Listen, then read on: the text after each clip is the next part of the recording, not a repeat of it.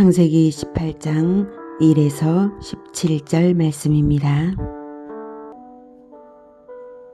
18장 여호와께서 마므레의 상수리 나무들이 있는 곳에서 아브라함에게 나타나시니라.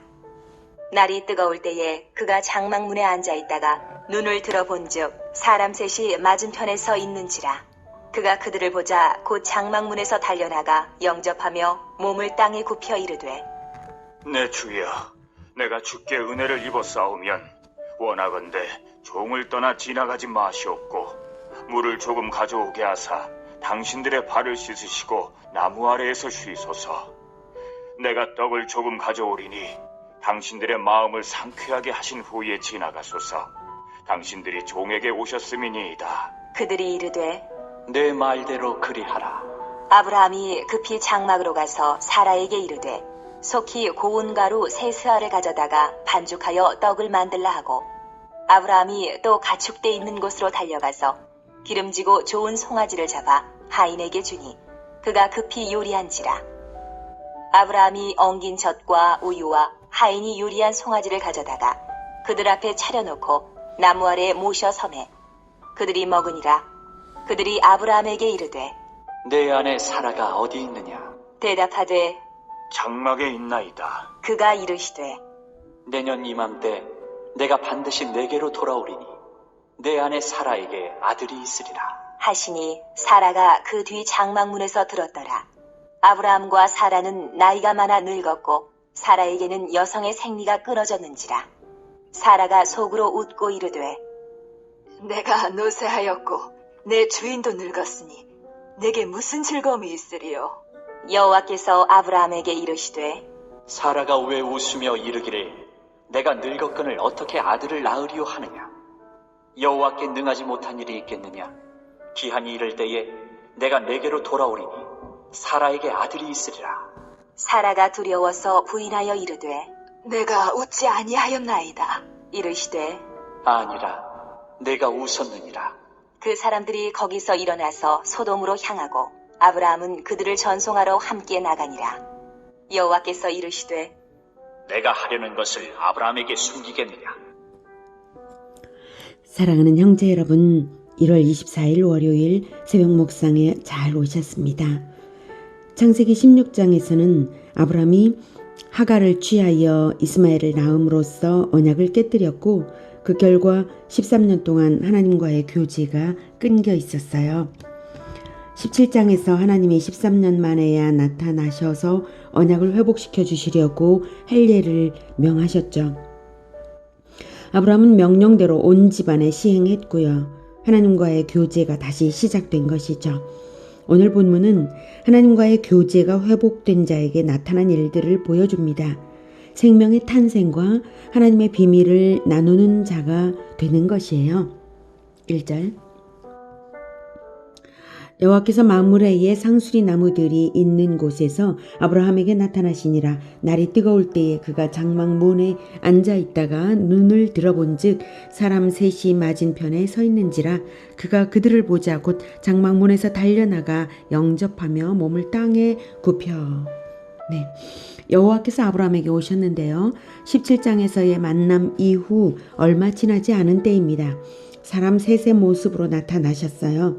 그들 중 둘은 19장에서 소돔으로 가는데 19장 1절에서는 두 천사라고 말해요. 구약 성경에는 하나님의 현현이 다양하게 나타나는데요. 사람의 모습으로도 천사의 모습으로도 현현하시고 구름, 불, 음성 등의 현상으로 나타나시기도 하죠. 지금 아브라함에게는 사람의 모습으로 오셨는데요. 아브라함이 곧 알아보고 영접을 하죠. 어떻게 알아볼 수 있었을까요? 궁금하고 부럽죠. 그것은 하나님과의 만남이 시작되었기 때문에 알아봐지는 거예요. 영성이 살아있어서 그런 것이죠. 우리에게도 사람의 모습으로 찾아오실 때 알아보고 영접하는 우리 모두가 되기를 축복합니다. 3절부터 이르되 내 주여 내가 주께 은혜를 입어 싸우면 원하건대 종을 떠나 지나가지 마시옵고 물을 조금 가져오게 하사 당신들의 발을 씻으시고 나무 아래에서 쉬소서. 내가 떡을 조금 가져오리니 당신들의 마음을 상쾌하게 하신 후에 지나가소서. 당신들이 종에게 오셨음이니이다. 그들이 이르되 내 말대로 그리하라. 하나님은 사람의 모습으로 오셨는데요. 지친 나그네들의 모습이죠. 근동의 한낮은 너무나 뜨거워서 1절에서 날이 뜨거울 때에 왔잖아요. 근동의 한낮 너무 뜨거워서 사람들이 나다니지를 않는데 그 시간에 쉴 데가 없이 다니는 사람들이라면 나그네들이죠. 그들의 필요가 아브라함의 눈에는 한눈에 보여요. 그래서 급히 달려나가 영접합니다. 급히 달려나가 영접하며 2절에 아브라함의 태도가 매우 적극적이죠. 그리고 또 지극히 겸손하죠. 땅에 몸을 땅에 굽혀 간절한 사모함으로 합니다. 내가 주께 은혜를 입어 싸우면 원하건대 종을 떠나 지나가지 마시옵고, 그들의 필요를 알아보고 필요를 채워주고자 아주 간절한 마음으로 사모해요. 원하건대. 그리고 필요를 채워주고자 하죠. 4절에 발을 씻으시고 나무 아래서 쉬소서. 그리고 떡을 조금 가져오리니 이렇게 그들을 대접하는 귀중한 기회를 놓치지 않으려고 해요. 5절에서 당신들이 종에게 오셨음이니이다. 기회를 놓치지 않으려고. 하나님은 왜 지친 나그네의 모습으로 아브라함에게 찾아오셨을까요? 아마도 그것은 우리에게 주시는 가르침일 것입니다. 하나님의 일을 하는 지친 나그네와 같은 전도자들을 만날 때에 그들이 곧 하나님 대신임을 알아차리고 우리도 아브라함처럼 섬길 수 있기를 축복합니다. 예수님은 어린아이라도 예수님의 이름으로 영접하면 예수님을 영접함이라고 하셨어요. 누가복음 9장 48절에 그들에게 이르시되 누구든지 내 이름으로 이런 어린아이를 영접하면 곧 나를 영접하며 또 누구든지 나를 영접하면 곧 나를 보내신 이를 영접함이라. 너희 모든 사람 중에 가장 작은 그가 큰 자니라. 또 믿음의 형제 중 지극히 작은 자 하나에게 한 것이 예수님께 한 것이라고 하셨어요. 마태복음 25장 40절에 임금이 대답하여 이르시되 내가 진실로 너희에게 이르노니 너희가 여기 내 형제 중에 지극히 작은 자 하나에게 한 것이 곧 내게 한 것이니라 하시고, 이런 말씀을 남기실 때 예수님의 마음은 오고 오는 모든 교회가 복음 전도자들의 필요를 채워 섬겨주기를 바라시고 섬기는 사람들에게 상급을 준비하신 거예요. 하나님이 일행의 허락을 받은 아브라함은 신이 나서 급히 최고급으로 대접을 해드립니다. 사실 이런 것이 삶의 예배입니다.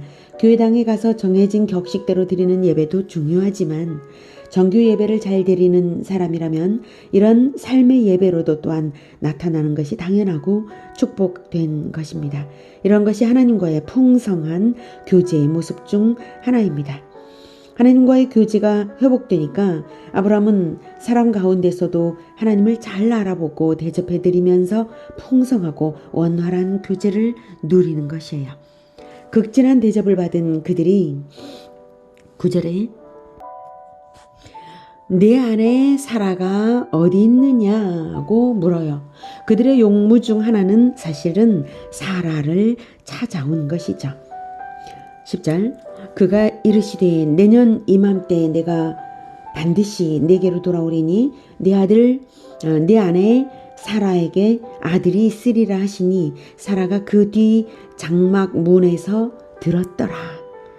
그 뒤 장막 문에서 듣고 있는 줄 다 알고 이 말씀 하시는 거예요. 사라 들으라고. 1년 후에 아들을 낳을 것을 알려주러 오신 것이죠. 그런데 그 말을 사라가 듣고는 웃어요. 12절에 사라가 속으로 웃고 이르되 내가 노쇠하였고 내 주인도 늙었으니 내게 무슨 즐거움이 있으리요. 네, 사라에게 아들이 있으리라 말씀을 하신 분은 여호와 하나님이시죠. 13, 14절에 나온 것처럼요. 여호와께서 아브라함에게 이르시되 사라가 왜 웃으며 이르기를 내가 늙었거늘 어떻게 아들을 낳으리요 하느냐. 여호와께 능하지 못한 일이 있겠느냐. 기한이 이를 때에 내가 내게로 돌아오리니 사라에게 아들이 있으리라. 이미 아들 이름까지도 이삭이라고 17장에서 알려주셨는데 아브라함이 사라에게 전달을 제대로 하지 않은 것일까요? 사라가 듣고도 믿지 못했던 것일까요? 아마 아브라함이 전달을 제대로 안 한 것 같습니다. 그러니까 아브라함에게 물으신 것 아닐까요?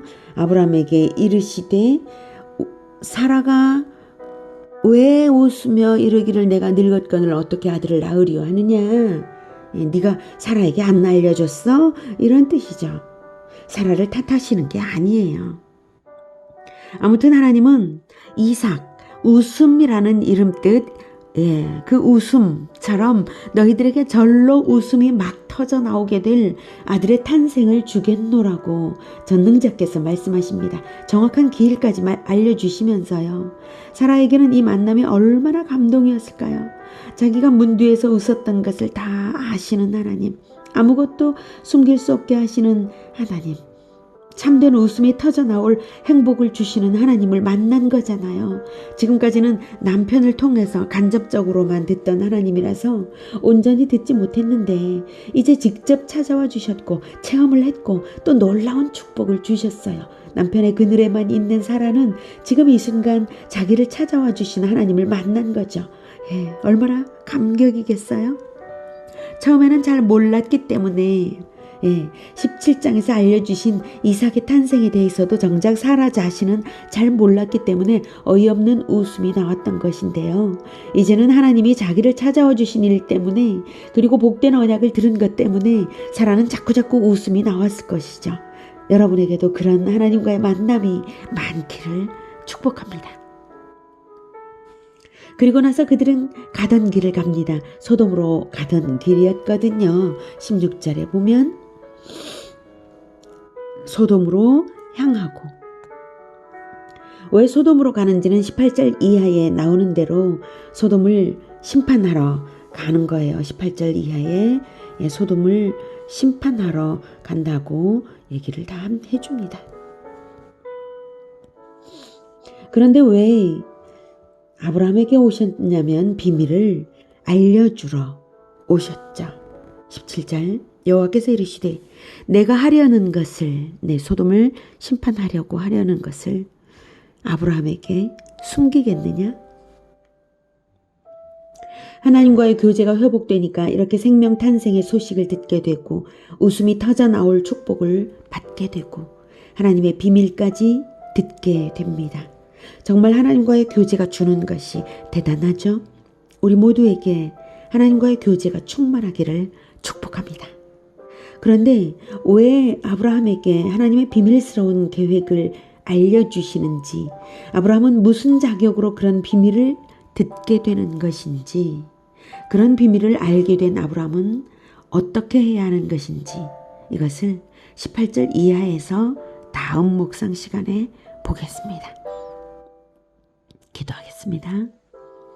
하나님, 하나님과의 교제가 회복이 된 사람에게는 하나님의 비밀이 보이게 하시고 또 축복도 행복도 다 저절로 오게 되는 것임을 하나님께서 오늘 보여주셔서 정말 감사합니다. 하나님, 하나님의 말씀으로 하나님과의 교제가 회복이 되고 하나님의 말씀에서 하나님이 어떤 분이신지를 깨닫게 하시는 것 정말 감사합니다.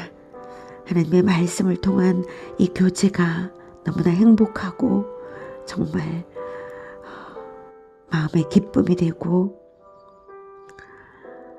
하나님께서 알게 하시는 은밀한 것들로 참으로 마음이 행복합니다. 하나님, 이제는 그 은밀한 하나님의 비밀들을 많은 사람들에게 더 알려주면서 많은 사람들로 하여금 또한 은혜를 알고 복되게 주님 도와주시옵소서. 그리고 우리가 하나님과의 교제가 더욱 풍성하게 번성하여 많은 사람들에게 흘러나아가게 도와주시옵소서.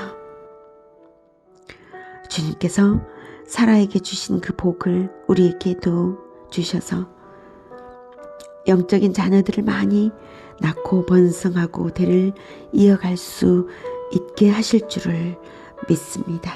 주님 도와주시옵소서. 예수님의 이름으로 기도드립니다. 아멘. 이어지는 시간은 개인 기도 시간입니다.